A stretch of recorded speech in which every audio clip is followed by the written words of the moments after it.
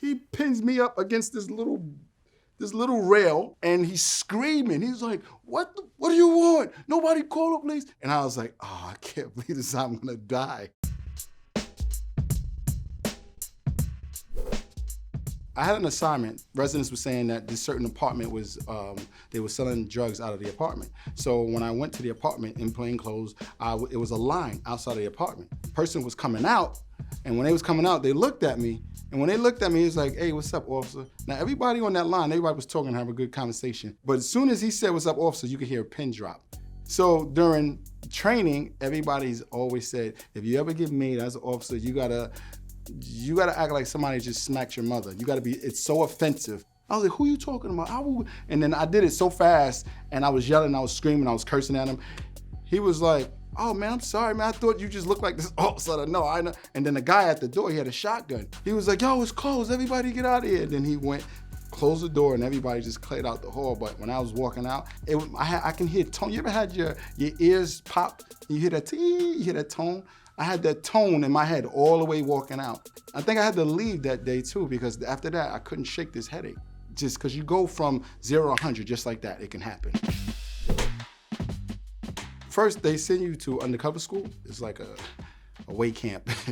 They send you away and you just go through scenarios. Other undercover officers come and then they talk to you about what it is to actually work an undercover assignment. They're trying to strip you from the uniform, from the officer thinking, officer lingo, the culture of being a cop. Most cops only have other cops as friends. We all hang out together, we all talk together. I mean, you live as a unit when it comes down to the culture of policing. So what they try to do in undercover school, strip you from that.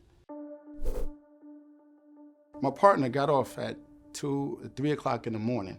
He had to leave early. So as I was riding back to the precinct, this lady, right, she flags me down.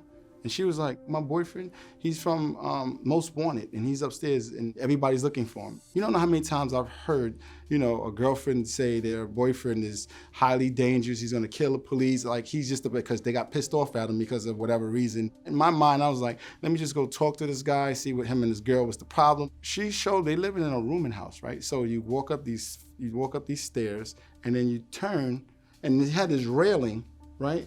That on the second floor, that was about this high. So she tells me he's in a certain door. So as I was walking by this room, the door swung open, and it wasn't the door that she even pointed by. And this dude was about 6'6". He had boxers on, right? He ain't had nothing on the top, he just had boxers on. He pins me up against this little rail, and he's screaming. He's like, what do you want? Nobody call the police. And I'm leaned over the rail like this, and I'm looking down. I was like, can I shoot him, right? This is what I'm saying to myself, without getting flipped over this rail. Just the mere fact that he was that much bigger. And if I shoot him, he's just gonna lean. So I don't know where this came from. And I was like, dude, what are you talking about? I'm looking for a little 4-year-old missing kid. She had a pink sweater. She got the little lights in her shoes. I said, the neighborhood, be canvassing the neighborhood. I was just checking the area. You seen her? Right.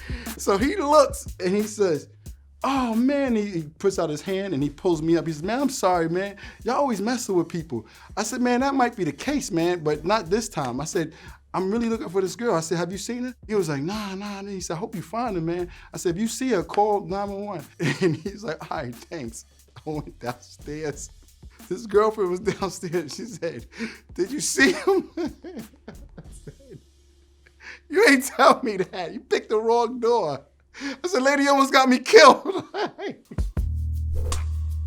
Well, I was a part of an investigative unit, and the captain assigned our unit to investigate this guy who stole some checks, and he was going around cashing them at check cashing place. So we picked a check cashing place to where we thought he was gonna come next. So we're in plain clothes, playing the clerk employee. The guy comes in and he passes the check, walks away from the counter after receiving his money. We grabbed him, placed him in custody, no problem. So my partner now, he's like, you always get to interrogate. He says, let me do it.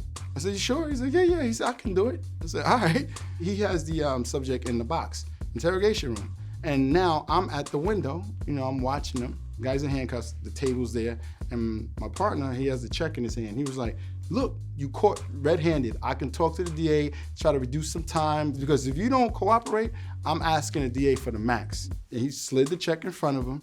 He said, now do the right thing, I'll be right back. So he comes outside. So I'm standing there and I'm watching him, and his back is to the glass, so I can see the subject at the table. So I see the check, and then I see the subject like this. And he leans over and he eats the check. So now I'm looking at the officer. I said, yo, man, him eating the check, is that part of your game plan? Take it around. So he turns, oh, and he runs back inside. He's trying to get in his mouth, and the guy is chewing and chewing and chewing. So he comes back outside and was like, yo, what am I supposed to do? I said, your guess is as good as mine. I don't want no part of it. Don't subpoena me to court. Though I have nothing to do with this case because dude just ate your evidence.